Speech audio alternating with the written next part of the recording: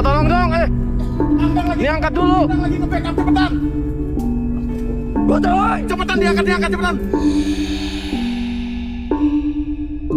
Dan alhamdulillah di sini kita kedatangan akang-akang, om-om semua ini yang mau ikut membantu si Ibu Ija ini untuk mencari Ipal atau anaknya Ibu Ija.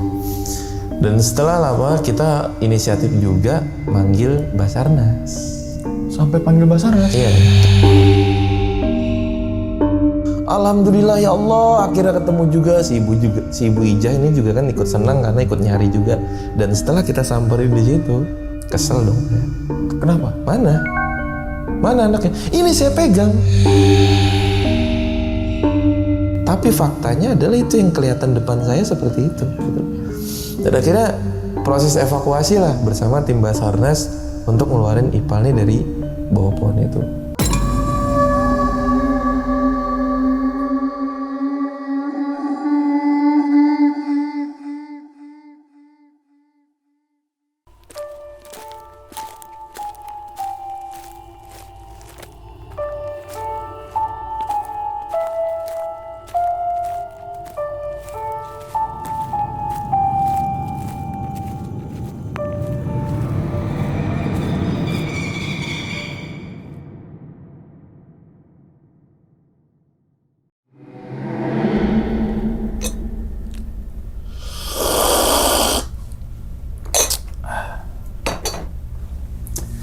Assalamualaikum warahmatullahi wabarakatuh. Kembali lagi bersama gue Sumar Adiwijaya atau biasa dipanggil Umang dalam segmen Ngopi Horor. Ya, teman-teman semua, pada video kali ini atau pada kesempatan kali ini lagi gue tidak akan membawakan sebuah cerita dan namun menghadirkan narasumber yang tentunya mempunyai pengalaman mistis ataupun pengalaman yang horornya nih. Nah, di samping gue ini udah ada Bang Rian.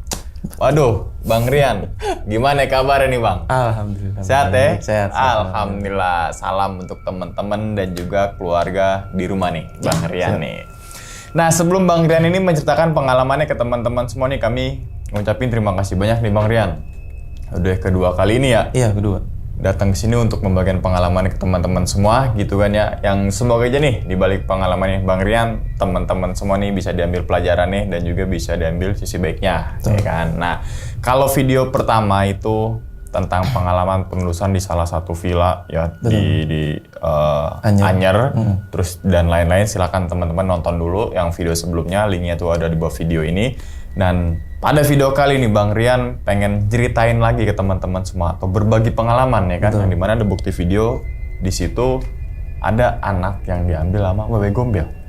Dan Bang Rian bersama teman-teman yang lain nemuin anak itu. Iya. Di bawah pohon apa di mana biasanya? Di bawah pohon. Di bawah pohon. Di bawah Ada pohon videonya bisa. nggak Bang? Ada. Pengen lihat dulu dong Bang, kita Bang. Gokil juga sih ya. Nah, ini ada video pas hilangnya, ini pas ketemunya. Oke. Pas hilangnya.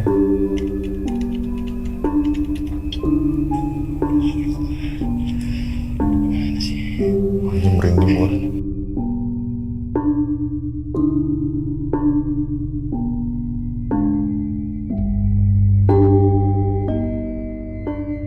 Merinding gua tuh. Merinding gua. Oke, dan itu nongol di bawah pohon bener? Iya, dan itu saya nggak nyadar. Itu yang nyadar itu yang nonton. Merinding emang. Oke. Ya, wewe gombel. Kita denger namanya itu kayaknya lebih serem daripada pocong. Banget. Namanya aja nih, wewe gombel. Oke, ya wis. Ini penasaran sih tentang apa aja yang alami oleh Bang Rian bersama teman-temannya. Mungkin Bang Rian nanti akan cerita ke teman-teman semua dari awal sampai akhirnya nemuin si anak kecil itu ya. Betul. Oke, ya wis, tahan dulu kali ya Bang Rian nih. Mending lagi gitu. Oke. Dan tanpa berlama-lama lagi kita langsung masuk aja ke dalam ceritanya. Ngopi horor segera dimulai. Minum dulu Bang, biar nggak merinding gua. Minum dulu kopinya, minum. Alhamdulillah. Udah siap nih Bang Rian buat cerita ke teman-teman nih? Siap dong. Siap. Oke, langsung aja kita sikat.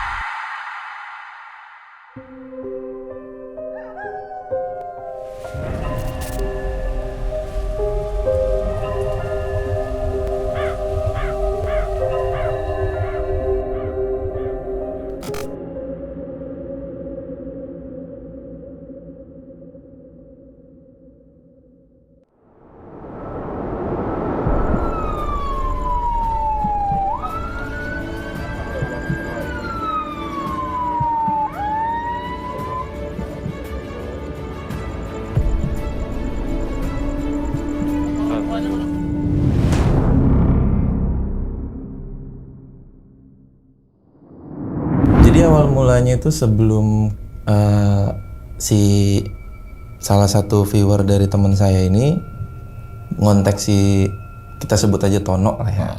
Jadi si Tono ini emang biasa tongkrong di kita, karena memang satu komunitas di wilayah Cilegon.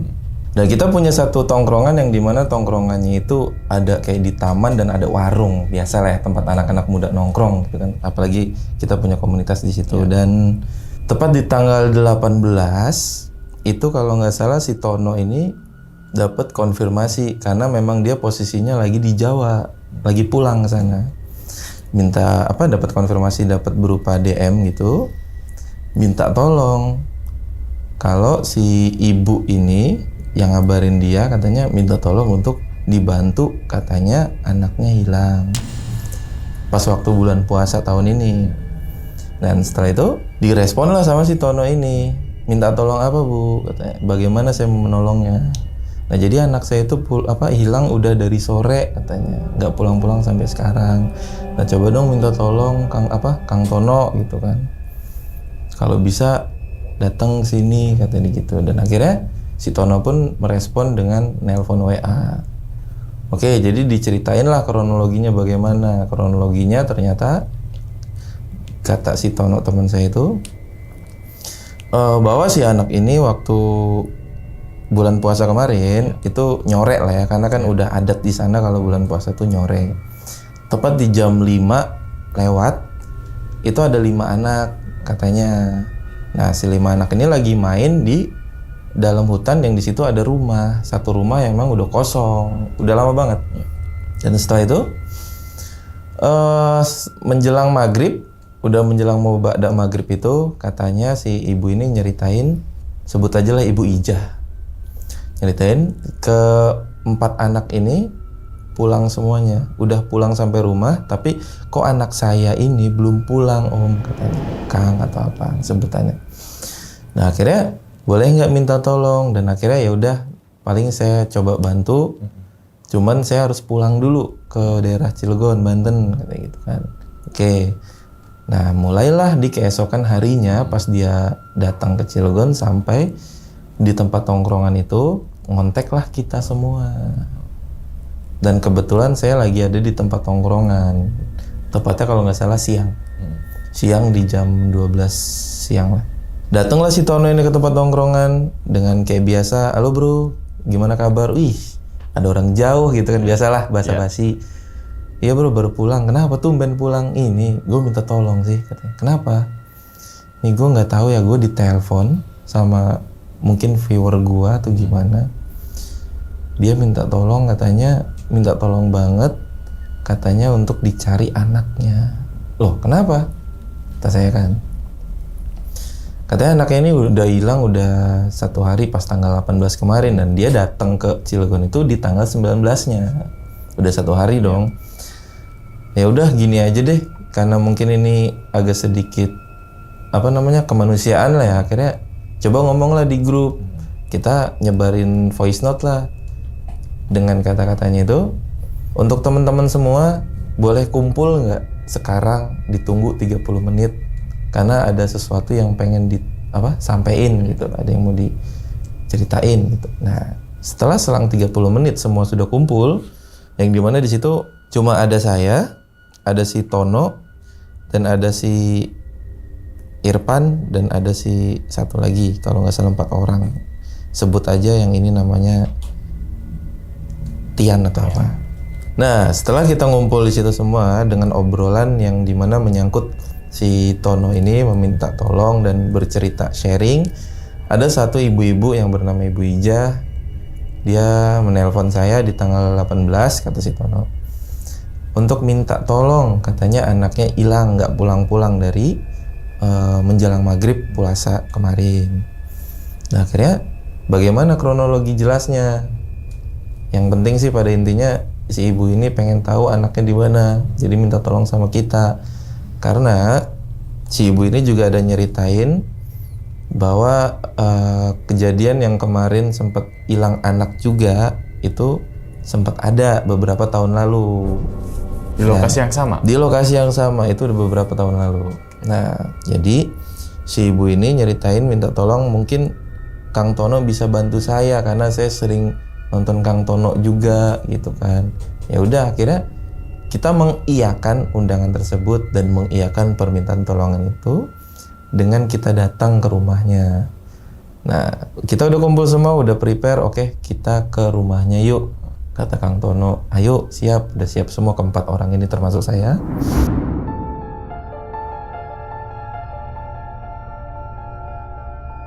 Dan 30 menit lebih atau 40 menit kita sampai ke rumah Ibu Ijah ini, ngobrol-ngobrol. Dan setelah itu Kang Tono ngobrol lah, Bu, gimana obrolan yang kemarin? Yang kemarin Ibu nelpon saya. Nah, itu dalam keadaan sedih mungkin si Ibu itu. Dan sambil ngegenggam tangannya Kang Tono. Jadi kayak, Kang Tono tolong dong, tolongin saya. Kenapa Bu? Iya, anak saya ini hilang nggak pulang-pulang dari tanggal 18 kemarin. Ya udah Ibu tenang dulu, duduk gitu kan. Ya udah ceritain sama saya, sama teman-teman semua. Karena ini saya minta tolong teman-teman juga katanya. Oh ya udah diceritain lah sama si Ibu Ijah ini. Nggak lama duduk di ruang tamunya. Dan akhirnya, iya Kang Tono, soalnya waktu bulan puasa kemarin di tanggal 18 itu, tepatnya pas jam 5, anak saya ini yang bernama Muhammad Rifal seperti biasa lah main sama anak-anaknya, sama teman-temannya, main sama teman-temannya, dan mainnya itu di rumah yang di dalam tengah hutan itu. Setelah itu pas udah jam maghrib mau buka puasa, kok anak saya ini nggak pulang-pulang. Khawatir dong saya sebagai ibu, dan akhirnya saya datengin lah ke rumah teman-temannya. Kemana Ipal? Datang di rumah yang pertama. Tapi si anak ini ketakutan semua hawanya. Kayak seolah-olah ngelihat sesuatu gitu. Akhirnya itu yang ngebuat saya tambah khawatir. Datanglah ke rumah temennya yang satunya lagi dengan ekspresi yang sama, ketakutan, nggak mau jawab, nggak mau ngomong. Itu teman-temannya. Dan akhirnya si Ibu Ijah ini balik lagi ke rumah dengan perasaan khawatir, was-was, takut, nggak banyak mikir, teringatlah dengan Kang Tono ini. Karena Kang Tono kan suka dengan hal-hal yang seperti itu, makanya mungkin pemikiran saya Kang Tono bisa bantu saya gitu kan. Udah, insyaallah kata Kang Tono nanti saya bantu. Ya udah, setelah ngobrol lama kurang lebih hampir 1 jam, tibalah Kang Tono ini ngomong, boleh nggak tunjukin di mana tempat terakhir main si Ipal ini. Dan akhirnya ya udah diantar lah kita. Nah, dari rumah si ibu ini perjalanan ke tempat lokasi itu 30 menit. Kita bawa 1 mobil di situ. Setelah kita ke situ, udah nyampe di lokasi yang dimana lokasinya itu di pinggir kali. Jadi ada jalan muat 1 mobil doang, itu di pinggir kali, dan di atas, kita naik ke atas itu udah hutan. Ada 1 rumah warga yang dimana di situ tuh ketua RT. Nah, ternyata jauh dari rumah RT itu masuk ke dalam hutan itu ada rumah 1. Dan itu rumahnya kosong. Dan itu rumahnya kosong. Udah lama banget. Nah, setelah itu kita bertamulah ke rumah Pak RT ini. Assalamualaikum Pak RT. Dibukalah sama Bu RT-nya. Iya, ada apa? Kata, pakai versi bahasa sana. Iya, ada apa? Gitu kan. Enggak Bu, kita mau ketemu Pak RT. Oh, ada di dalam, tunggu bentar. Dan kebetulan kita kesananya itu jam 3 sore. Setelah Pak RT keluar, kita ngobrol. Pak RT, ini kita mau ngasih tahu, mau menginfokan bahwa di belakang rumah Pak RT, anaknya Bu Ijah ini belum pulang sampai sekarang. Dan terakhir mainnya itu di rumah yang di dalam tengah hutan itu. Dan setelah itu ngobrol-ngobrol sama Pak RT, si Bu Ijah ini masuklah ke dalam kan, sambil ceritain kenapa awalnya, gimana kronologi yang udah diceritain itu. Dan akhirnya ternyata si Pak RT ini ngejelasin bahwa si rumah itu beberapa tahun lalu pernah ada kehilangan juga seorang anak kecil, perempuan, kisaran umur 9 tahun. Dan kebetulan juga si Ipal ini umur 10 tahun ke atas. Itu kan. bahwa si perempuan yang berumur 9 tahun ini hilangnya itu karena diculik oleh gombel. Oke. Setelah ngedenger cerita itu, akhirnya kita meminta izin, Pak RT, ini boleh nggak kita mau kemanusiaan membantu Ibu Ija untuk mencari si Deipal. Boleh nggak kita minta tolong sama Pak RT dikumpulin warga beberapa orang yang untuk siap ngebantu juga, gitu kan? Boleh. Itu kalau nggak salah Pak RT itu ngontek atau ngabarinnya itu lewat musola ya. Dengan nyiarin pakai apa namanya? Toa. Oh, sampai disiarin. Sampai disiarin para pemuda lah. Iya. Pemuda untuk kumpul di rumah saya segera gitu. Datanglah kalau nggak salah berapa orang ya? Yang bisa-bisa itu 8 apa 10 orang kurang lebih. Nah, setelah datang ke situ diomonglah sama Pak RT, ini kita ada musibah yang dimana Ibu Ija ini kehilangan anaknya di sebuah rumah yang di dalam hutan tersebut dari tanggal 18 kemarin, kata Pak RT itu. Dan alhamdulillah di sini kita kedatangan akang-akang, om-om semua ini yang mau ikut membantu si Ibu Ija ini untuk mencari Deipal atau anaknya Ibu Ija. Dan setelah lama kita inisiatif juga manggil Basarnas. Sampai panggil Basarnas? Iya, kita inisiatif ke situ. Tapi nanti setelah itu kita masuk dulu ke dalam nyari di mana nih. Dan karena kita nggak ada inisiatif apapun, kita langsung ke rumah yang di depan apa namanya, yang di dalam hutan itu. Iya. Memang kita ngeliat rumahnya udah tampak hancur sih, udah lama banget lah. Rumah dari kayu apa udah kayak beton-beton? Udah beton, udah tembok. Beton. Udah tembok beton, cuman udah akar-akar pohon tuh udah Terbengkalai lah ya. Iya, udah terbengkalai lah. Makanya setelah kita ke situ, nggak lupa juga kita ngundang orang pintar situ. Saya agak kelupaan itu, si Ustadz itu kita undang, minta tolong untuk diterawang lah, karena daerah-daerah situ kan masih apa namanya, kental yang namanya hal-hal begitu kan, masih percaya dengan hal-hal seperti itu. Akhirnya kita manggil lah orang pintar sana untuk diterawang. Dan setelah Pak Ustadz itu datang minta tolong diterawang, Ustadz gimana Tat, tolong diterawang di mana si Muhammad Ripal ini? Oh, si Ripal ini ada masih di sini, katanya gitu. Jadi gimana solusinya? Dan akhirnya kita mutusin untuk balik lagi ke rumah Pak RT.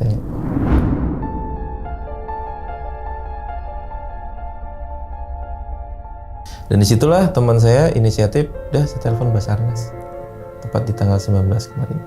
Nah, setelah telepon nunggu Basarnas datang, akhirnya kita ngerembung sama teman-teman. Bro, sini G, saya panggil.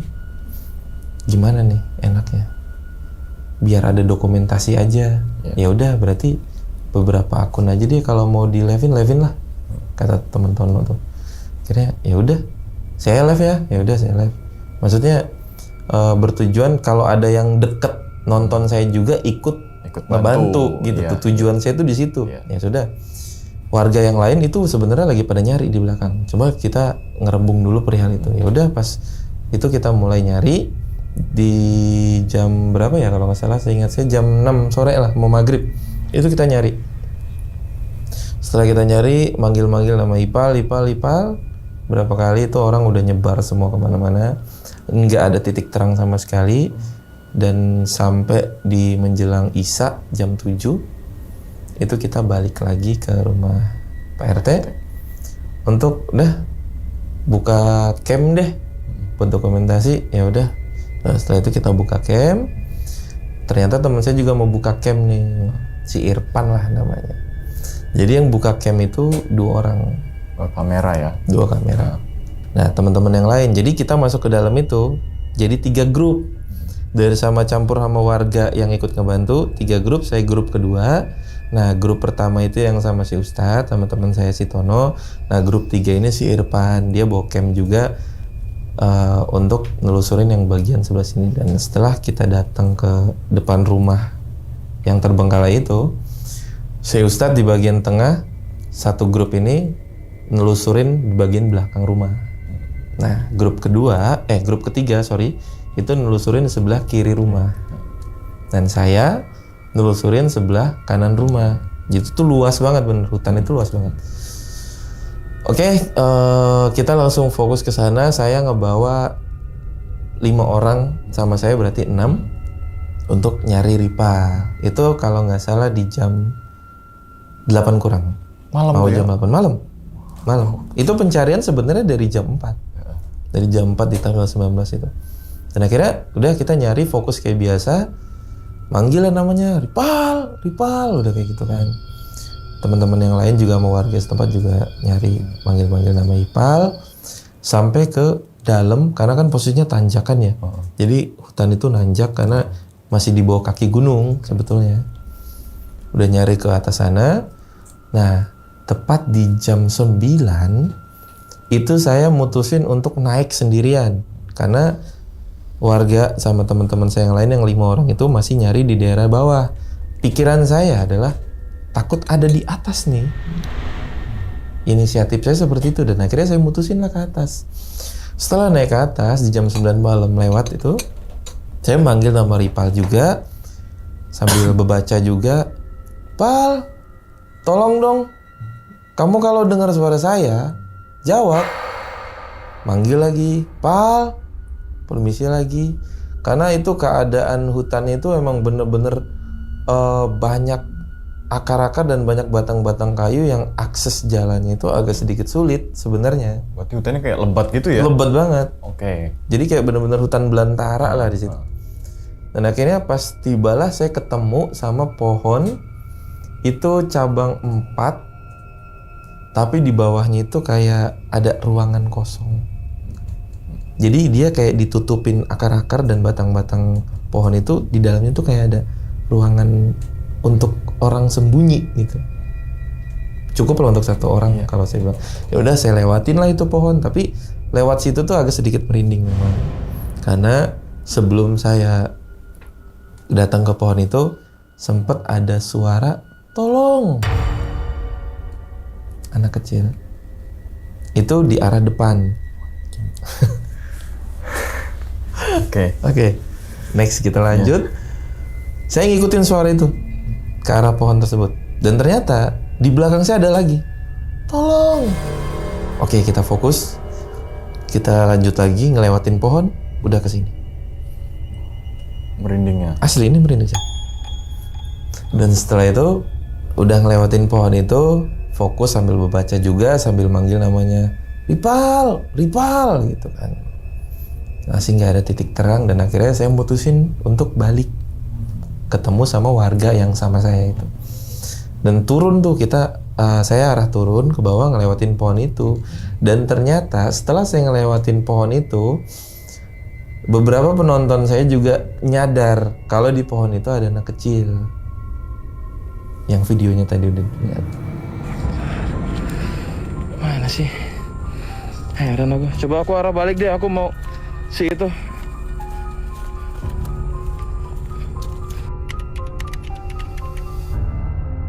Si itu.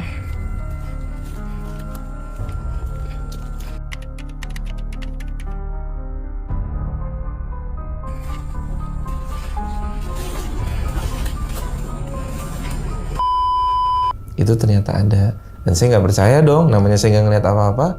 Dan akhirnya kalian halu. Enggak bang, pokoknya itu saya sedikit agak debat. Udah ini kita lagi serius ya, nggak ada yang bercanda kata saya kan. Dan akhirnya balik lagi aja kalau nggak percaya. Ya udah akhirnya kita mutusin balik lagi. Dan setelah balik lagi itu nggak ada apa-apa. Kosong. Di pohon yang gede itu kan? Di pohon yang saya maksud. Udahlah. Dengan perasaan takut juga udah kebawa suasana di situ, akhirnya udah ini nggak ada titik terang. Akhirnya kita balik lagi nemuin Ustadz yang di depan rumah itu. Ini nggak ada titik terang sampai jam jam setengah 10. Akhirnya kita balik lagi ke situ, kita istirahat sejenak, balik lagi ke rumah Pak RT, kita ambil minum, kita ngobrol lagi gimana nih. Dan kebetulan juga Basarnas itu udah datang dari jam 7, cuma timnya baru datang jam 10. Teman-teman tim Basarnas yang lain. Dan setelah di situ kita duduk sambil kita nenangin si Ibu Ijah ini yang dimana nangis Karena kenapa Ibu Ija ini kayak panik banget gini? Karena si suaminya ini nggak tahu. Si suaminya Ibu Ija ini kan lagi di luar kota ya, kerjanya di Jakarta. Khawatir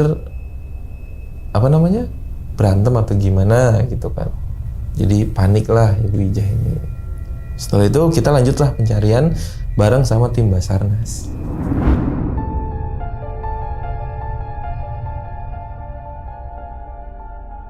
Masuk ke dalam, seperti biasa pas tepat di jam 10 lewat, jam 10.15 kalau seingat saya. Nah, si grup 2 teman saya ini teriak. Lagi posisi nyari. "Nih udah ketemu." Kata si teman saya, sebut aja Irfan. Oh, kita seneng dong. Akhirnya kita nyamperin tuh lari, ngedeketin ke grup 2. "Di mana?" Kata saya, maaf. Nih udah ketemu, alhamdulillah udah ketemu. Akhirnya kita sujud syukur dong.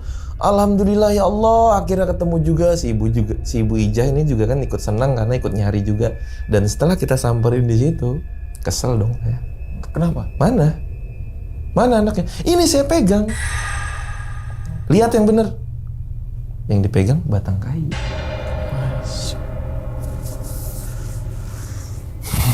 Batang kayu. Gila. Nah di situ sebenarnya udah aneh sebenarnya. Ini udah aneh, udah mungkin mikirnya udah kecapean semua ini. Dan akhirnya udah capek. Itu di jam 10.30 apa 10.45. Itu akhirnya udah kita nggak bisa lanjut. Kayaknya kita butuh istirahat gitu kan. Akhirnya ya udah kita mutusin untuk lanjut besok, tapi Basarnas masih di situ pencarian, standby. Sama Pak RT juga kita pamit sampai jam 11 kita di situ. Dan akhirnya Pak RT kita pulang dulu, izin, kemungkinan besok saya kesini lagi. Nah, dan setelah kita pulang ke rumah masing-masing tim komunitas kreator Banten, besoknya tepatnya di jam mau menjelang dohor itu kita ngomong di grup, yuk kita kumpul. Kita kumpul dulu di situ. Ternyata datanglah nambah orang gitu tuh, nambah orang. Jadi yang tadinya kita kesana berempat, ternyata nambah jadi 6 orang gitu tuh. Ada yang mau ikut partisipasi juga ngebantu gitu kan. Dan setelah kita ngobrol-ngobrol di tempat nongkrong, tepatnya jam 11:30, ngebahas gimana nih. Kayaknya kita nggak ada titik terang banget. Tapi gimana, kita kasihan. Dan akhirnya ya udah deh, kita ke rumah Bu Ija aja dulu. Nah udah, akhirnya kita semua mutusin untuk ke rumahnya Bu Ija. Setelah sampai 40 menit ke rumahnya, 40 menit ke rumahnya Bu Ija, itu saya ngobrol sama Bu Ija, baru datang, Assalamualaikum Bu Ija, gimana? Alhamdulillah udah baikan, masih pikiran kosong lah saya ngelihatnya Ibu Ija ini. Ibu Ija coba minta tolong ditelepon suaminya, suruh pulang gitu kan, biar ikut ngebantu lah. Tapi Ibu Ija ini perasaan takut. Udah nggak apa-apa Ibu Ija, suruh pulang aja dulu suaminya. Nah, mungkin Ibu Ija ini masuk ke dalam rumahnya, ke dalam kamar, nelpon si suaminya ini untuk pulang. Dan setelah itu Bu Ija keluar lagi dari kamar dan kita ngajak, yuk Bu Ija kesana lagi. Yaudah yuk kesana lagi. Yaudah, akhirnya kesana kita bawa 2 mobil. Nah, udah nyampe sana, masih keadaan rame beserta tim Basarnas juga dan beberapa warga yang ikut ngebantu di situ. Kumpul di depan rumah Pak RT di halamannya. Kita baru datang ke situ dan akhirnya ikut nimbrung, ikut ngobrol. Gimana Pak, yang orang Basarnas? Udah ketemu? Semoga pertanyaan saya ini saya mikirnya saya nanya ke Basarnas ini ada titik terang lah gitu loh, atau ada tanda-tanda ketemunya gitu kan. Dan nanya juga ke Pak RT, belum ada katanya. Ya udah, ini gimana ya Pak RT ya? Ini agak susah juga, udah makan 1 hari. Dan tepat di tepat di tanggal 20 itu pas menjelang habis dohor, kita kumpul dulu di situ, terus kita sholat dulu kayak biasa. Setelah kita sholat di masjid terdekat, kita ke situ lagi. Kebetulan teman saya ini ada inisiatif. Saya panggil kenalan saya aja. temen, katanya siapa? Ada Kang Dedi, itu dia orang Pandeglang kan. Nah, ya udah nggak apa-apa, semoga bisa ini gitu kan, bisa ngebantu. Dan akhirnya jam 2 Kang Dedi ini datang ke rumah PRT itu dengan bertujuan semoga bisa ketemu lah gitu tuh. Bersama Ustadz yang kemarin ikut ngebantu, dan akhirnya kita ikut ngebantu lagi, ngobrol lama, siap-siapin semua, preparein semua. Jam 3 kita masuk ke dalam, kayak biasa nyebar, kita nyari-nyari lagi. Warga juga teriak-teriak Ipal, semoga positive thinking saya ada ada petunjuk lah. Gitu. Ada petunjuk biar si Ipal nih ketemu. Kita nyari-nyari sampai jam, maaf, seingat saya kalau nggak salah jam 5. Dan kebetulan juga pas kita balik lagi ke rumah PRT, setelah pencarian tersebut, suami dari si Ibu Ijah ini datang. Baru datang dari Jakarta, gitu kan. Dan setelah datang itu, yang kita kagetin adalah si suaminya ini marah-marah ke istrinya. Pakai bahasa Jaseng lah ya. Sirakin kepremen sin jaga anak, or bener pisan. Dia marah karena nggak bisa jaga anak, anaknya hilang. Iya katanya. Artinya tuh kalau nggak salah, kamu tuh gimana sih nggak bisa jaga anak? Iya. Saya udah kerja jauh buat anak, buat kamu. Saya cuma nitip anak, nggak bener amat ngejaganya sampai hilang kayak gini, rame orang, malu. Suaminya tuh kaget dong, shock dong. Dan akhirnya saya deketin lah, Pak tenang Pak, sabar. Kita di sini juga lagi sedih dan lagi berusaha Pak. Kalau selesainya dengan marah-marah nggak akan ada titik penyelesaian. Dah, Bapak sini duduk ya, ini saya ceritain yang awal mulanya itu. Dan setelah saya ceritain, saya tenangin juga, Ibu Ijahnya juga sambil nangis. Akhirnya ya udah, yuk kalau Bapak mau ikut nyari, itu kan. Kita juga di sini berusaha kok ngebantuin Bapak, ngebantuin Ibu nyari anak Bapak. Dan setelah perdebatan itu, setelah cekcok dan setelah nenangin si suami Bu Ijah ini, tibalah adzan maghrib. Dan akhirnya kita nunggu adzan kan, yang sholat, yang izin sholat, yang masih di situ. Dan setelah adzan maghrib, kita mutusin lah untuk masuk lagi ke dalam. Nah, bawa Kang Dedi, kenalan si teman saya yang orang Pandeglang. Minta tolong lah Kang Dedi, coba minta tolong di mana. Dan setelah mungkin dengan namanya orang pinter ya, dia bisa nerawang lah, bisa dibilang kayak gitu. Setelah diterawang, udah nggak ngomong satupun, nggak ngomong sepatah kata pun, cuma ngomong, dah hati-hati aja, udah. Kenapa Kang? Nggak apa-apa, hati-hati aja. Itu titip saya. Nah, kita lanjut nyari.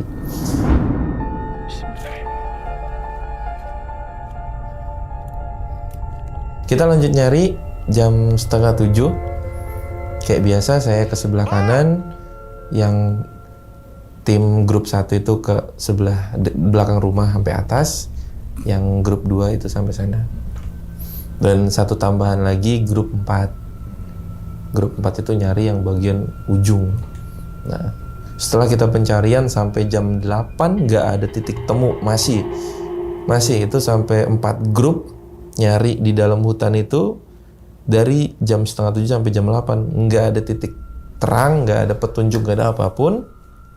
Dan akhirnya kita mutusin untuk istirahat dulu. Dah, ini kayaknya kita buka camp lagi. Semua deh kayaknya. Teman-teman yang lain 6 orang. Itu 6 orang itu yang buka camp cuma 3 apa 4 orang kalau nggak salah, termasuk saya. Dan setelah kita buka camp, kita ikut nyari lagi ke dalam. Tetap si Kang Dedi ini berpesannya itu ke saya, ke teman saya, dan 4 orang yang lain yang ikut buka camp juga. Hati-hati ya, sambil megang ini sambil tolong hati-hati, titip saya. Oke, yaudah Kang, udah lanjut nyari. Dan di sini aneh. Setelah saya ikut pencarian kayak biasa bersama ke-6 orang ini yang sama saya 6 berarti ya, 5 orang. Dan anehnya itu di depan, maksudnya di kayak 4 penjuru itu tuh kedengar suara "Om, tolong." Tapi saya nggak tahu asalnya dari mana. Dan anehnya bukan saya aja yang ngedenger itu, melainkan 5 orang yang sama saya itu ngedenger semua. Nah, akhirnya 5 orang ini saya bagi dong. Coba kamu cari ke sana.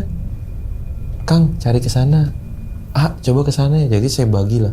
Dan saya ke bagian arah barat. Saya ke arah barat, ke sana jalan sama satu orang ini nih. Jalan ke sana berdua aja. Pokoknya ada suara, ini yang bikin saya agak janggal sih sebetulnya. Ada suara perempuan ketawa bersamaan setelah suara tolong itu ada. Jadi pas saat tolong, ada suara perempuan masuk, ketawanya. Setelah itu udah kita fokus, kita udah lanjut cari aja, nggak apa-apa. Dan ternyata sesaat kita masih melakukan pencarian, si Kang Dedi ini dia itu datang ke satu pohon. Datang ke satu pohon itu kayak ngerasa gimana dan akhirnya manggil kita semua. Pohon yang Bang Rian maksud? Iya. Oh. Pohon yang saya maksud itu, yang pohon gede itu. Manggil kita semua dan akhirnya kita kumpul lagi di pohon itu, minta tolong untuk ngelingker di bagian pohon gede itu, kan kita ngelingker semua di situ. Tolong semuanya yang ada di sini adzan. Itu kalau nggak salah, maaf, jam 9 lewat. Adzan semua ya. Dan akhirnya Kang Dedi itu minta tolong sama Bu Ija, disebutin namanya siapa. Namanya Muhammad Rifal bin ini. Dan akhirnya kita semua serempak adzan. Setelah kita udah nyeruin adzan rame, di bawah pohon itu, di dalam di akar pohon itu ada api. Nggak lama ada yang ngelihat di dalam tanah itu si Ripal Keluar. Jadi di dalam tanah, jadi pohon itu ke bawah akar kayak ada ruang. Oh, celah-celah akar. Celah-celah akar. Nah, ada yang ngelihat si Ripal tuh di situ, kepalanya nongol. Setelah api itu, setelah kita adanin ya, dan akhirnya dibilang percaya nggak percaya, tapi kalau kita cerna pakai akal manusia nggak bisa. Tapi faktanya adalah itu yang kelihatan depan saya seperti itu. Gitu. Dan akhirnya proses evakuasi lah bersama tim Basarnas untuk ngeluarin Ipal nih dari bawah pohon itu. Oh, berarti dia ketanam? Iya. Dan setelah proses evakuasi bersama si Bu Ijahnya ini nangis, si bapaknya juga nangis, mungkin kita juga udah nyeru alhamdulillah, semuanya alhamdulillah gitu kan. Dan setelah itu diangkatlah sama bapaknya ini, diangkat ke rumah Pak RT yang di video itu ada juga.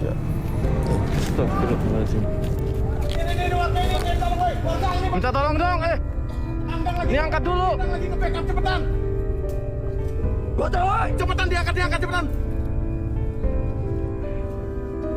Minta tolong. Cepetan langsung dibawa. Satu lagi. Guys, aku tekop dulu. Kalian pindah semua ke kandang atau yang lainnya, guys. Pindah semua ke Alif atau ke siapa ya? Ke Alif lagi. Ke Alek atau ke kandang, guys. Pindah semua. Jam 10:30 ini mau jam 11. Siap, Kang. Oke, siap. Ayo cepetan, ayo. Hah? Siap, kandang lagi backup. Cepetan ayo kita ke. Dan sudah digotong sama bapaknya ke sana. Tim Basarnas ini ngonteklah ambulan gitu. Dan akhirnya dengan keadaan si Ripal yang pucat, udah kayak seakan-akan nggak gimana ya keadaannya kalau diceritain ya. Namanya udah 1 hari 1 malam hilang kan ya. Dan akhirnya setelah datang si ambulan ini,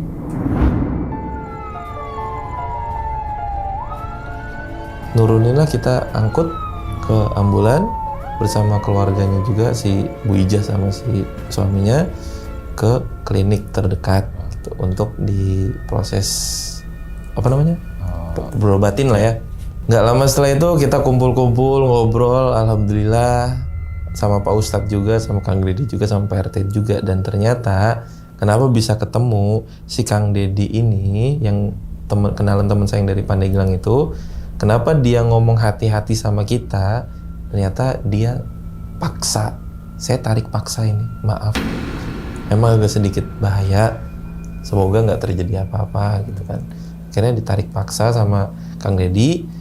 Dan saya nyari-nyari ngerasain nerawang, ternyata di pohon itu, di pohon yang saya nemuin apa? Yang penonton tuh nyadar kalau di situ tuh ada anak kecil gitu. Dan setelah situ ya udah alhamdulillah yang penting udah ketemu gitu kan. Dan setelah udah ketemu itu udah kita dengan perasaan lega, udah pada pulang semua, warga situ juga udah pulang. Basarnas juga udah buat laporan terus udah pulang juga. Kita di situ alhamdulillah udah tenang, kita pulang. Setelah pulang, pokoknya banyaklah kejadian-kejadian aneh setelah pulang itu. Salah satunya adalah kan saya pulang di mobil sendiri ya. Nah kita kan 2 mobil nih, 2 mobil itu teman saya yang lain tuh di mobil si Tono, nah saya sendiri. Dan saya kira di sebelah mobil saya itu saya sama teman saya. Taunya? Bukan. Tapi perawakannya kayak teman. Itu saya jojeng banget ngajak ngobrol. Dan saya itu udah terus tiba-tiba saya nggak nyadar ini, fokus ke jalan. Saya udah nggak ngeh lagi nih kalau di sini tuh tadinya ada temennya. Itu kejadian aneh pertama. Dan sampailah saya di rumah, istirahat segala macam kayak mandi, wudu apa, ngebersihin badan lah. Besoknya dan nggak sampai situ aja. Kenapa tuh? Ternyata keesokan harinya itu tepat di tanggal 20 apa tanggal 21 kita inisiatif mau ngejenguk si Ripal. Nah, kita kayak biasa kumpul di tempat tongkrongan itu yang ada warung ketopraknya. Datang teman saya bersama Tono dan Irfan dan ke-6 orang lainnya. Ngobrol-ngobrol perihal itu, yuk kita jenguk, inisiatif lah kita jenguk Ripal. Dan setelah itu ya udah kita mampir dulu nih ke salah satu toko untuk kita bawa oleh-oleh, mungkin ya bawaan lah kalau kata bahasa sana. Dan setelah itu kita nyampe sana, bertamu, assalamualaikum Bu Ija, ada Bu Ijanya, ada suaminya, dan ada ipalnya juga. Akhirnya kita tanya, Bu Ija gimana Ipal kondisinya? Alhamdulillah udah mau ngomong. Maksudnya nggak mau ngomong karena saat abis dari klinik itu Ipal tuh nggak mau ngomong. Ipal nggak mau ngomong, makan susah katanya, minum susah, ditanyain mau apa nggak mau jawab. Loh kenapa? Nggak tahu. Nah akhirnya coba panggil Ipalnya ke sini. Agak takut sebenarnya si Ipal tuh ketemu sama orang lain. Udah akhirnya dirayu-rayu lah sama Ibu Ija ini. Dan setelah Ipal keluar, Pal, gimana kabarnya, sehat? Cuman perasaan kayak gini-gini doang, ngangguk-ngangguk doang, kayak masih awal-awal takut kali ya. Setelah itu kita tanya, Pal nih ada sesuatu dari Om gitu, jajanan segala macam. Bermaksud ya mungkin mau ngomong lah gitu tuh, biar udah nggak shock atau gimana. Dan akhirnya saya tanya, Ipal gimana? Setelah kemarin nggak pulang, saya ceplakan orangnya kan. Sebenarnya kata Ipal tuh, tapi sebelum ngomong itu si Bu Ija ini ada nyeritain ternyata si rumah yang ada di tengah hutan itu dulunya adalah rumah dukun santet.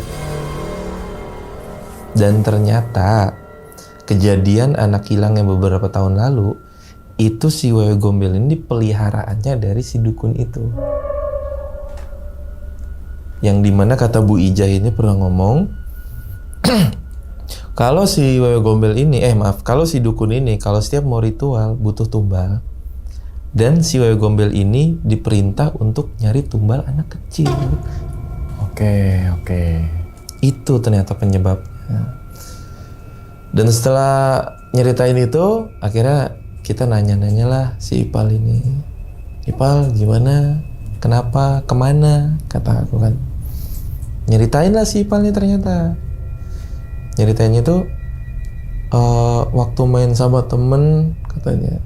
Waktu main gundu lah, main kelereng di tengah di depan rumah itu, tiba-tiba Ipal ditinggalin sama teman-teman dengan versi nada anak dia ya. Anak kecil. Ditinggalin sama teman-teman semua katanya. Pada lari semua. Nah, Ipal di situ kan mau nembak kan, mau gundu itu katanya. Dan ternyata di belakang Ipal itu ada nenek-nenek. Wujudnya nenek-nenek. Wujudnya nenek-nenek. Rambutnya juga udah kayak beruban gitulah katanya. Cuma dengan pakaian yang compang-camping. Ditanyain lah Ipal, ngapain di sini cu, kata dia. Dan akhirnya nggak lama dituntun si Ipal ini pulang ke rumah si nenek-nenek itu yang bentuknya gubuk dari versinya si Ipal. Dan setelah itu dikasih makan lah si Ipal, dikasih minum kayak biasa. Nah, Ipal ini kan pengen pulang kata si Ipal tuh, tapi nggak dibolehin pulang sama si mbah-mbah itu. Ngapain pulang, udah di sini aja katanya, dirayunya itu. Dan setelah itu gak mau pulang. Akhirnya dikasih makan lagi gitu-gitu aja. Dan saat si mbah-mbah itu atau si nenek-neneknya ini entah kemana, mungkin dari pandangan Ipalnya keluar. Pas Ipal mau keluar nggak bisa, dikunci ternyata. Si rumah yang Ipal ceritain itu, gubuk itu. Dan nggak lama Ipal itu ngedenger ada mama manggil nama-nama Ipal gitu. Akhirnya Ipal gedor-gedor dong pintu. Digedor tuh pintu dari dalam. Mungkin pikiran Ipal lah ya, kedenger dari luar mungkin kira gitu. Tapi kalau dari pandangan kita kan itu gaib lah ya, nggak kelihatan. Terus setelah gedor-gedor, terus Ipal nangis di situ.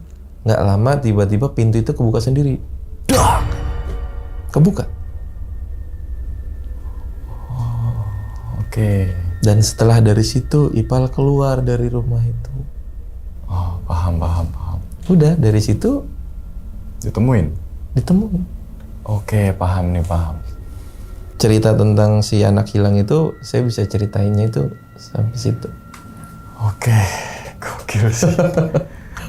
Minum dulu deh. Oke, minum biar enggak itu. Biar enggak nih, tadi gue merinding mulu. Bismillahirrahmanirrahim. Oke, jadi itu ya teman-teman semua nih, pengalaman dari Bang Rian saat mencari salah satu anak yang diduga diambil sama Wewe Gombel. Betul. Atau diumpetin sama Wewe Gombel. Betul. Gitu kan ya. Nah, sebelum ke arah gaib, kita pakai logika dulu nih Bang. Biasanya kita sebelum ke gaib logika dulu. Logika dulu, benar. Nah, misalkan dia jatuh ataupun terperosok nih ya, yang di pohon itu nih ya. Nah, jarak dari pohon itu ke rumah yang terbengkalai jauh gak? Jauh. Oh, oke. Gue anulir jadi nih. Oke, kirain tuh ini rumah, pohon. Enggak, jauh. Ternyata jauh. Oke. Misalkan karena jauh, sekarang gini pertanyaannya. Ini rumah, ini pohon, jalan pulangnya lewatin pohon itu apa enggak? Enggak. Itu ke belakang rumah. Oh, anulir lagi nih. Oke. Nah, berarti misalkan tiba-tiba arah pulangnya ngejauh dari arah dia ke rumahnya dia sendiri, nggak mungkin dong.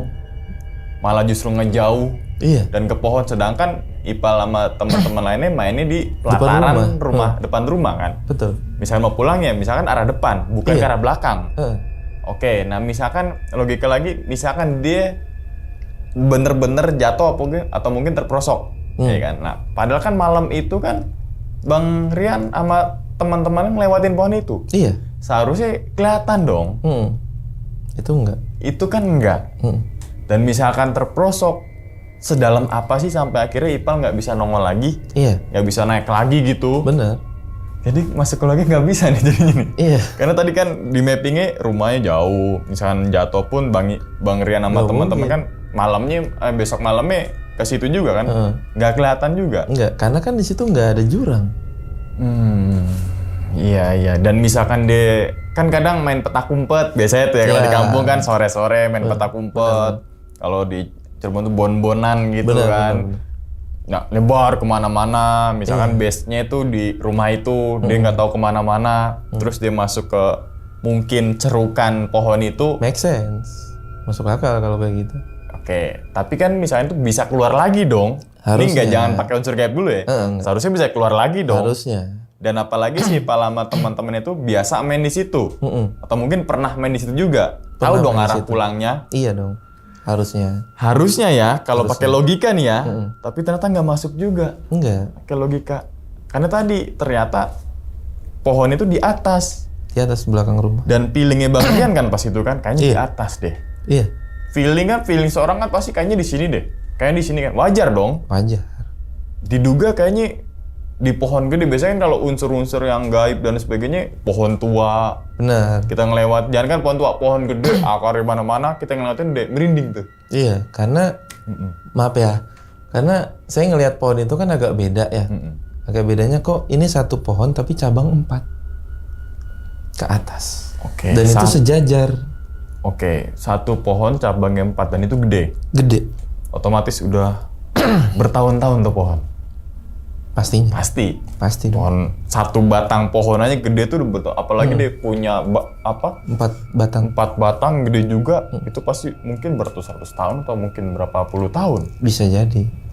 Kelihatan kan dari akarnya juga kan. Kalau akar semakin tua pohon itu akar kan makin gede-gede, makin merambat kemana-mana. Iya. Nah, dari sekitaran rumah yang terbengkalai itu ada pohon yang sama nggak Bang modelan kayak gitu? Nggak ada. Pohon tua. Oh, Itu doang satu. oke. Yang pandangan saya aneh bentuknya. Makanya disinyalir mungkin dari situ nih si Iya. Ipal itu. Oke, nah gue masukin logika nggak bisa ternyata nih, ya kan? bisa. Nggak bisa, karena tadi mappingnya begitu dan sebagainya. Kita coba bermain di gaibnya kan tadi. Oke, biasanya Bang gini Bang, kalau di kampung nih atau mungkin di desa kan pasti masih kental tuh sama setuju juga tuh. Wewe gombel, terus kemudian mungkin yang ini mungkin wewe gombel ya kalau gombel. anak-anak ya. Wewe gombel. Jangan pulang sore-sore. Kan gitu kan Pernah ya. ada. Iya kan? Soalnya pernah kecil juga di kampung juga dapat wejangan kayak gitu tuh. Oh, kalau sekarang kita berpikir, oh iya, jangan pulang sore-sore sampai jangan lepas maghrib 5:30 atau mungkin jam 5 pulang. Karena kalau kita berpikir sekarang nih ya, Betul. karena mandi abis itu ngaji, Benar. ke musola gitu kan ya. Nah, tapi ternyata di itu kan wewe gombel kan apa namanya? kalau- Mitosnya. mitosnya kan kayak gitu kan ya. Iya. Suka sama anak kecil yang Bener. kadang kan gini juga, ada jangan pulang sore-sore nanti dibawa wewe gombel. Ya, ada. Iya kan? Ada. Pasti deh. Ada. Yang pernah dapat wejangan dari orang tua dulu, silakan komentar kayak gitu tuh, ya kan ya. Nah, terus kan biasanya kalau kehilangan anak yang diduga diambil sama wewe gombel, biasanya kan masyarakat situ pun orang tuanya keliling bunyi-bunyian tuh, ting ting ting, biasanya kan. Benar, ya. benar. Ada yang begitu, ada yang bawa dia keliling tuh bawa mainan kesukaannya dia, anaknya nih berharap keluar, gitu kan ya. Ada lagi banyak lah proses pencarian misalkan anak ini diduga diambil sama gombel gitu kan. Tapi justru itu dia nggak pakai alat-alat gituan ya. Biasanya kan bunyi-bunyian tuh, sendok kayak garpu diapain botol. Justru enggak. Karena kalau misalkan si Ipal ini kan diceritainnya kan gini ya. Dia ketemu sama nenek-nenek. Terus dituntun. Bukan wujudnya wewe gombel ya? Bukan wujudnya wewe gombel. Jadi di pandangan Ipal itu nenek-nenek malah. Bukan wewe gombel. Oke, kalau kita bayangin tuh, kalau di visual, kalau di film-film kan ya, kalau ngeliat secara langsung kan belum tahu kita juga. Belum, makanya. Belum pernah culik wewe gombel Iya, ya makanya. sampai kan. Iya, gue juga wewe belum. gombel, lo mah udah gede. Yang dimana kan rambutnya acak-acakan pakai putih, mohon maaf yang Maaf. ya, itunya itulah makanya. enggak gelamber gitu kan, bener. sampai bisa digini. Bener. Kan gitu kan, terus dia ada di belakangnya begitu, ya kan anak yang diculik ini seakan-akan kayak ibunya, Iya. kan gitu kan ya. Oke. Nah, siapa sih orang tua yang mau kehilangan anaknya? Enggak mau dong. Nggak mau dong. Nggak akan mau. Dan pasti perasaan orang tua ketika kehilangan anaknya pasti sedih. Sedih. Bukan main, dari rahim sampai ngegedein sampai 10 tahun kan itu kan? 10 tahun. 10 tahun plus 9 bulan dalam perut, ya kan? Ketika hilang secara misterius pasti kan sedih dan lain-lain. Tapi karena mungkin orang tuanya itu suka nonton live TikTok, terutama Bang Rian kan TikToknya mekanik misteri gitu kan, suka nonton. Berharap sebagai orang tua kan minta bantuan ke siapa aja kan. Benar. Apalagi kontennya Bang Rian nelusurin tempat-tempat kayak gitu. Iya. Walaupun basicnya bukan orang-orang yang Bukan orang pinter. bukan gitu kan. Bukan gitu kan. Dukun dong gue. Ya gitu ya misalnya kan. Enggak, cuma sebatas nelusurin gitu kan ya. Justru orang tuanya itu berharap atau ya tadi berharap ke teman-teman Bang Rian dan juga Bang Rian untuk coba nelusurin sini. Siapa tahu ketemu anak saya. Ikhtiar gitu kan. Alhasil dengan Bang Rian dengan rasa kemanusiaannya dan kayaknya selagi bisa dibantu kita bantu. Betul. Bukan masalah kontennya kan gitu kan ya. Nah, akhirnya ke situ dan pertamanya cuma suara minta tolong. Iya. Di video itu sekelebetan tadi nanti kita tayangin lagi deh. Yang Abang tadi tunjukin tuh kayak ada yang sebelah kiri itu kan? Sebelah kiri, benar. Pohonnya gede itu kan? Iya. Oke. Itu kan lebet itu bagian bawahnya. Iya sih, tadi lihat aja langsung gue darder merindingnya. Baru kali ini gue narsum cerita merinding. Nah, terus biasanya kan Bang gini Bang. Ketika orang hilang beneran, contohnya misalkan ada orang hilang di gunung, orang hilang di hutan, tanpa makan dan tanpa minum. Satu, kondisinya lemes. Benar. Kedua, 2 hari atau ya taruhlah 2 malam itu jatuhnya ya. 2 hari 1 malam. Ya 2 hari lah hitungannya. 2 hari tanpa makan dan minum di dalam kondisi hutan, malam kedinginan. Iya. Tanpa makan dan minum seharusnya udah lemas. Nggak ada tenaga. Benar. Tapi ini dengan muncul tuh wajah tuh pucat. Oke. Tadi kan ini sinkronisasi aja sebenarnya nih. Apa yang dialami sama si Ipal itu kan dia dibawa ke dalam gubuk. Gedor-gedor tolong. Mungkin yang Bang Rian itu dengar suara tolong pas ngelewatin pertama kali tuh. Bisa jadi si paling di dalam gubuk itu sebenarnya lagi minta tolong. Tapi Bang Rian nggak lihat si Ipal. Ya Ipal juga nggak lihat yang nyari juga karena kan posisi dalam gubuk. Iya. Penglihatan Ipal. Terus pasti dobrak gitu ya. Gubuk gitu kan. Dah gitu kan. Enggak, jadi si pintu itu kata si Ipal tiba-tiba ngebanting. Nah, mungkin bantuannya si Kang Deddy. Iya, mungkin ya iya kan? Karena di pandangan saya waktu itu kan saat kita semua azan nih di pohon itu, api. Mungkin di waktu sudut pandang Ipal kebuka tuh. Dah. Tiba-tiba Ipal keluar. Ya sih, misalkan gini kan. Misalkan Ipal itu kita pakai logika. Misalkan Ipal itu ada di pohon itu dan berhari di situ 2 harian. Otomatis kan ketemu tuh di hari keduanya mungkin pas siang atau apa. Iya. Mungkin karena malam dia nggak berani turun, pagi turun deh. Benar. Karena kan sering main di situ, tapi deh justru nggak tahu di mana sebenarnya si Ipal. Dan yang bikin ini lagi tuh rumah terbangkalannya di sini. Iya. Padahal makanya gue nanya tuh rumahnya dari beton atau udah kayak semenan apa gubuk, ternyata kan semen kan. Jadi kegambar lagi nih situasinya maksudnya. Yang dimana namanya rumah dulu ditempatin, terus mungkin bertahun-tahun nggak dipakai, nggak ada penghuninya, di dalam hutan, pasti ada akar-akar rambat. Iya pasti. Tanaman-tanaman pohon tiba-tiba nongol dari ubin, biasa kan gitu kan ya. Nah, tapi berarti Bang Rian kan masuk ke rumah itu kan? Mas? Ada benda-benda klinik-klinik dari dulu. Justru nggak ada. Nggak ada? Justru hancur semua. Atap udah pada roboh, ambruk semua.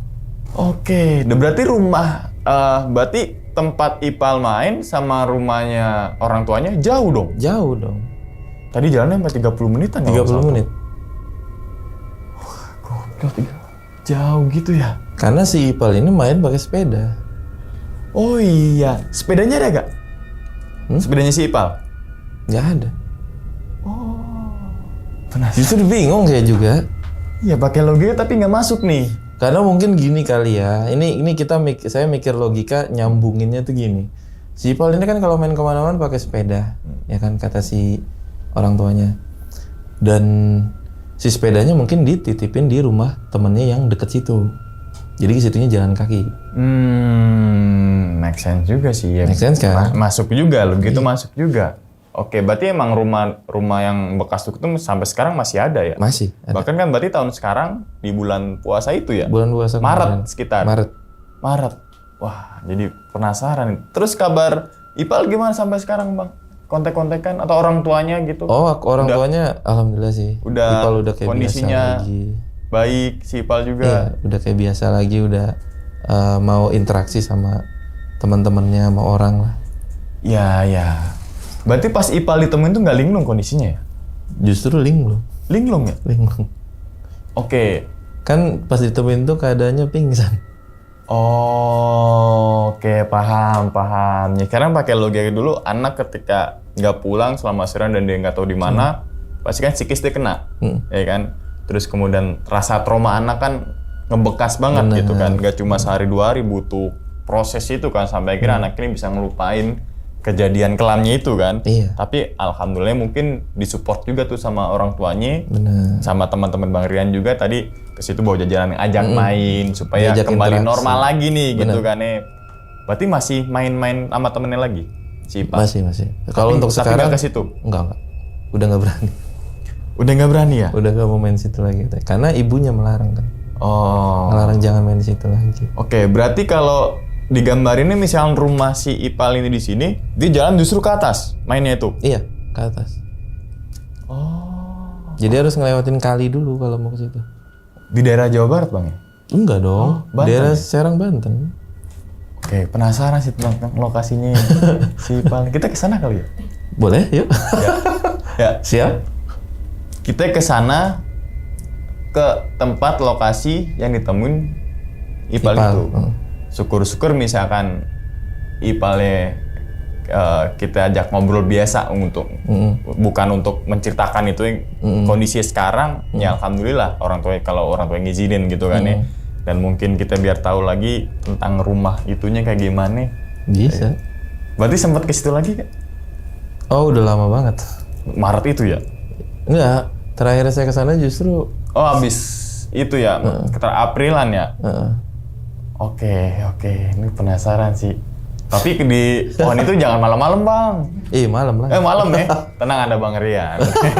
Tenang ada Bang Rian ya kan. Yang biasa penelusuran. Kita kan belum pernah, Bang. Iya, Maksudnya betul.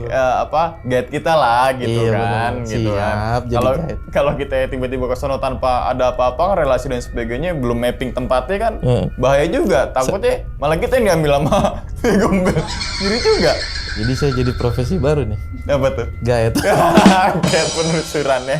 Dan ini juga terima kasih juga loh sama teman-teman komunitas kreator Banten ya, yang dimana dia secara misi kemanusiaan, bukan misi kemanusiaan, rasa kemanusiaan.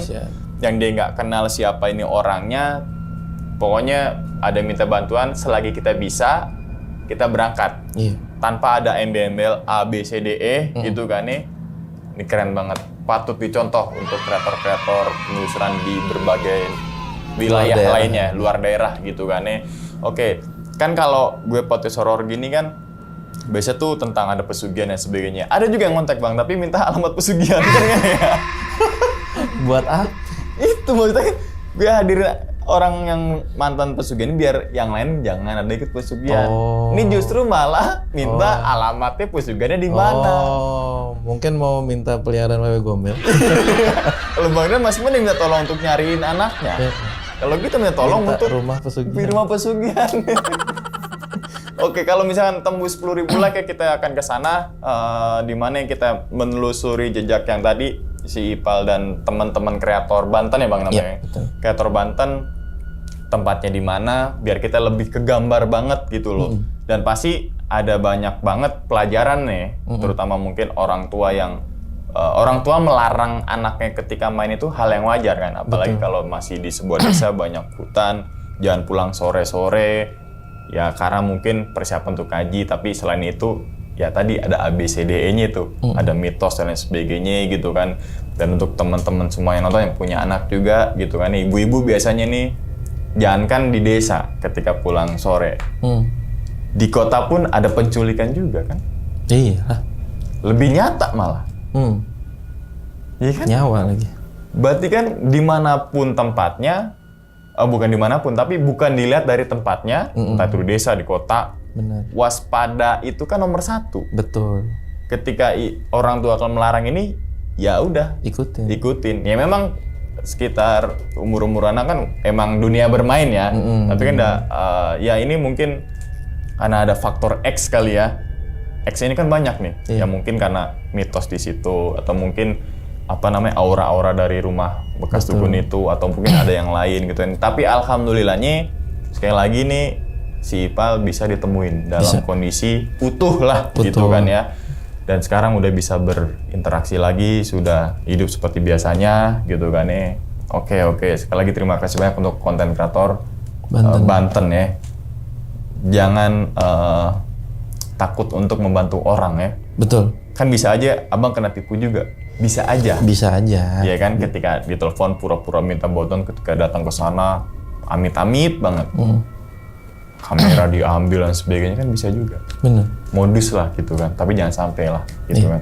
Jadi waspada itu bukan hanya orang tua, bukan juga anak, tapi kreator juga itu sendiri bang ya. Betul. Oke, tapi keren sih, salut banget. Ya silakan 10.000 like kita ke daerah yang dimaksud oleh Bang Rian ya. Oke, Bang, sebelum ditutup nih Bang, videonya kira-kira Bang Rian punya pesan untuk teman-teman semua nih yang nonton di rumah. Tetaplah berbuat baik kepada siapapun, karena entah besok, lusa, minggu depan, bulan depan, atau tahun depan kita akan diperlakukan baik. Ya. Apa yang ditanam, apa yang kita tuai. Gimana sih bahas berbahasa itu? Bener ya? Apa yang kita tabur, apa yang kita tuai, itu yang kita tuai. Ya. Bertanam, tabur ya, itu yang kita tuai gitu kan. Jadi intinya berbuat baiklah kepada siapapun dan semua makhluk hidup. Gak cuma manusia, terhadap hewan, pohon, tumbuhan, dan lain-lain gitu ya. Oke, karena ya kita yang di hidup dunia nggak cuma manusia kan. Tadi hewan, binatang, bakteri gitu kan. Bakteri juga kan? Yakul dong. Yakul. Oke. Ya usah gitu ya teman-teman semua pada video kali ini. Dan mungkin teman-teman semua yang penasaran dengan kegiatannya Bang Rian, silakan pantengin tuh TikToknya Bang Rian, yaitu Mekanik Misteri ya Bang ya. Betul. Yang live tuh tiap hari apa aja Bang? Setiap hari jam 8 malam. Setiap hari? Setiap hari. Lo punya bodong kan Bang? Punya. Abis tur lo. Ini aja lagi gak enak badan. Gak enak badan, sempetin ke sini. Nyempetin ke sini. Oke, abis TikTok kita doakan Bang Rian berkembang di YouTube ya. Amin. Ya. Dan TikToknya makin ramai sebenarnya Bang. Amin. Ya kan, dan jangan kapok untuk menelusuri tempat-tempat terbengkalai. Kadang kan ada kreator yang penelusuran justru dia malah membawakan hal positif. Contohnya tadi ada juga kan beberapa kreator penelusuran yang dimana ketika menelusuri sebuah rumah, mohon maaf ada mayat, ya kan ya. Nggak cuma 1-2 kan, banyak juga tuh. Ada juga yang ketika menelusuri sebuah tempat terbengkalai ada bekas-bekas suntik-suntikan gitu tuh, ya kan. Banyak juga. Gimana kita cara pandangnya aja, gitu kan ya. Oke. Dan ingat ya teman-teman semua, cerita dari Bang Rian ini bukan untuk nakut-nakutin teman-teman semua ketika menjalani sebuah kehidupan ataupun yang lainnya. Tapi ambillah sisi positifnya dan buang sisi buruknya. Sekian dulu pada video kali ini dan nantikan video-video gue berikutnya. Hal gaib itu muncul ketika sugesti kita buruk. Wassalamualaikum warahmatullahi wabarakatuh. Selamat beristirahat. Bang, thank you. Siap. Alhamdulillah. Bungkus.